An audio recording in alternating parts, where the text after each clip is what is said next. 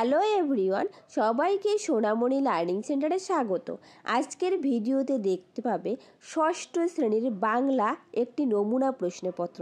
এখানকার প্রত্যেকটি প্রশ্ন খুব ইম্পর্টেন্ট। তোমাদের পরীক্ষাতে যে ধরনের প্রশ্ন থাকে ঠিক একই ধরনের প্রশ্ন এখানে রাখা হয়েছে। তোমরা প্রত্যেককেই খাতা পেন নিয়ে বসবে, আমার সাথে সাথে প্রশ্নগুলো নোট ডাউন করবে, ঠিক আছে? প্রথমে আমরা দেখে নেই প্রথম ইউনিট টেস্টে কী কী থাকবে।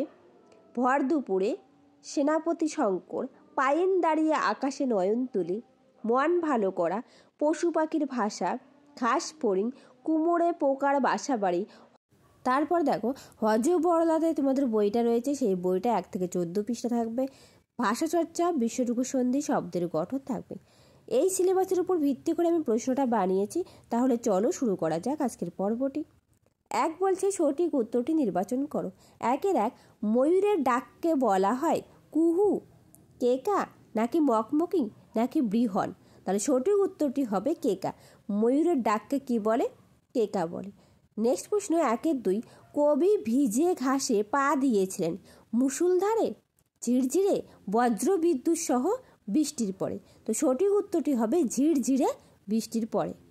পরের প্রশ্ন 1-এর 3, মন ভালো করা রোদ্দুর গায়ের মতন, ময়ূরের, মাছরাঙার, নাকি কোকিলের, নাকি পায়রার মতন? সঠিক উত্তরটি হবে মাছরাঙার মতন, ঠিক আছে? চলো নেক্সট প্রশ্ন।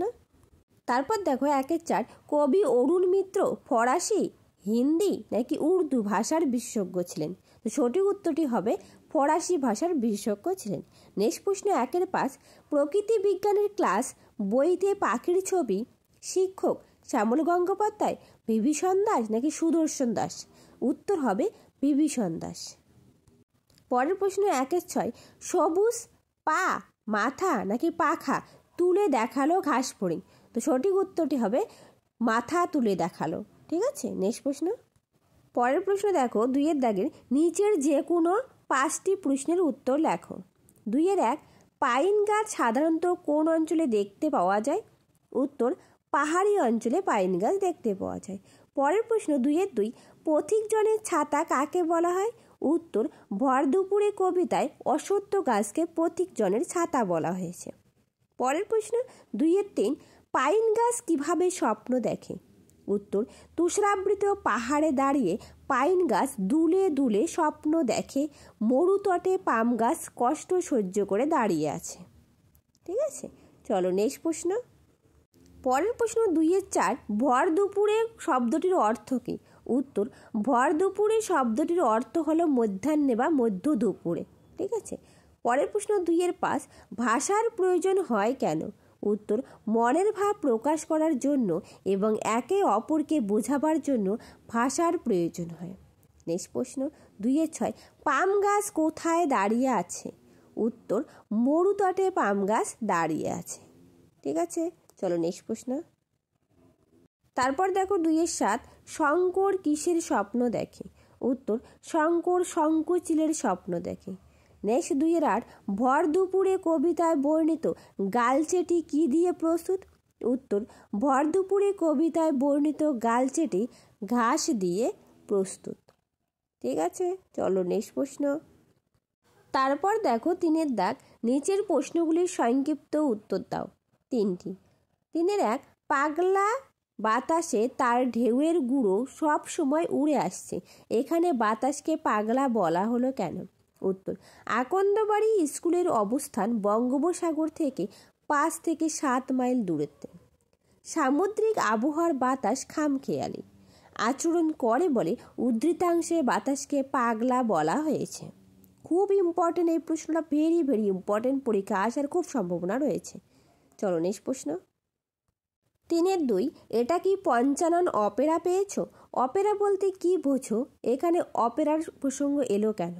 উত্তর অপেরা কথাটি আমরা গীতিনাট্য, যাত্রা বা থিয়েটারের দলকে বোঝানোর জন্য ব্যবহার করি।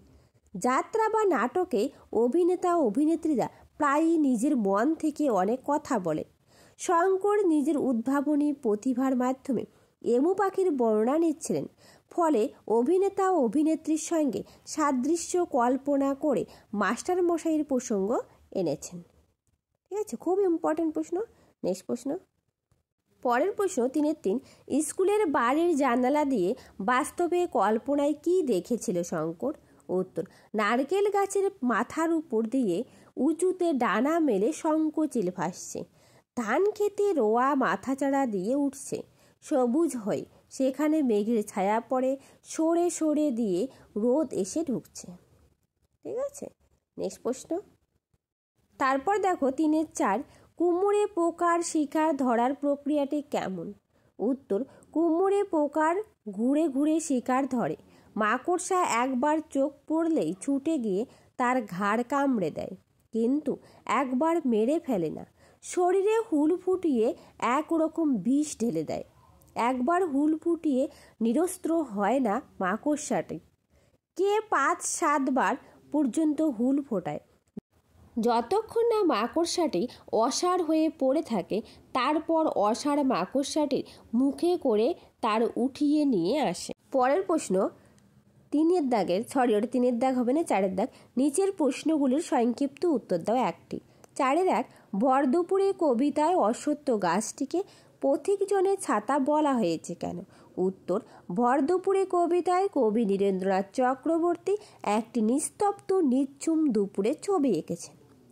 অলস মধ্যাহ্নে ডালপালা মেলে দাঁড়িয়ে রয়েছে একটি অশ্বত্থ গাছ।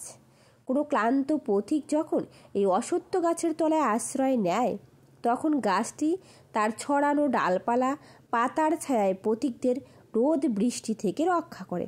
তাই অশ্বত্থ গাছটিকে পথিকজনের ছাতা বলা হয়েছে। এই প্রশ্নটা পরীক্ষায় আসার খুব সম্ভাবনা রয়েছে। নেক্সট প্রশ্ন 4-এর 2, স্বপ্নে সে অনেক কিছু জানতে পেরেছে। কার স্বপ্ন দেখার কথা বলা হয়েছে? স্বপ্নে দেখে সে কি জেনেছে? উত্তর, আকন্দপুর গ্রামের একটি স্কুলের ক্লাস 5-এর ছাত্র শঙ্করের স্বপ্ন দেখার কথা বলা হয়েছে। নেক্সট প্রশ্নের উত্তর, মানে পরে যে পার্টটা রয়েছে স্বপ্ন দেখে সে কি জেনেছে তার উত্তর। স্বপ্নে সে জেনেছে বাতাসের রং নীলছে, বাড়ি ঘরদোর খয়েরি রঙের। স্বপ্নে ধাক্কা খেলে কিংবা গুঁতো খেলে কোনো ব্যথাই লাগে না। অনেকটা যেন গোলপুকুরের বড় দিঘিতে ডুব দিয়ে মাটি তোলার পর জলে ভেসে ওঠার মতো। আপসে ভুস করে উপরে ওঠা, জলের নিচে পোতা বাসে গা ঘষে গেলেও টের পাওয়া যায় না, এইসব স্বপ্ন দেখত। ঠিক আছে, তারপর 5-এর দাগে কি বলছে? নির্দেশ মতো উত্তর লেখো 2টি। 5-এর 1, সন্ধি বিচ্ছেদ করো।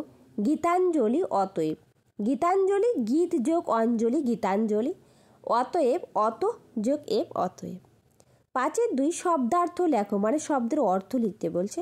নকল মানে অনুকরণ করা, আর চমক, চমক মানে চমকে দেওয়া। ঠিক আছে, চলো নেক্সট প্রশ্ন। 5-এর 3, বিপরীতার্থক শব্দ লেখো, অর্থাৎ বিপরীত শব্দ লিখতে বলছে।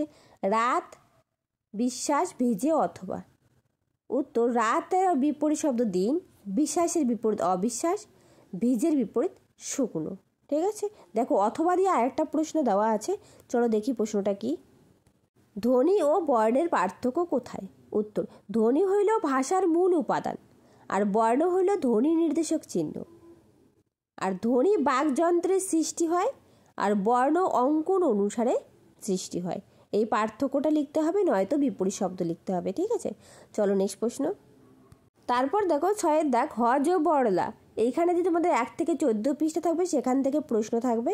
দেখো আমি কয়েকটা প্রশ্ন রেখেছি। 1 নম্বর, শেষ পর্যন্ত বিড়াল কোথায় চলে গেল?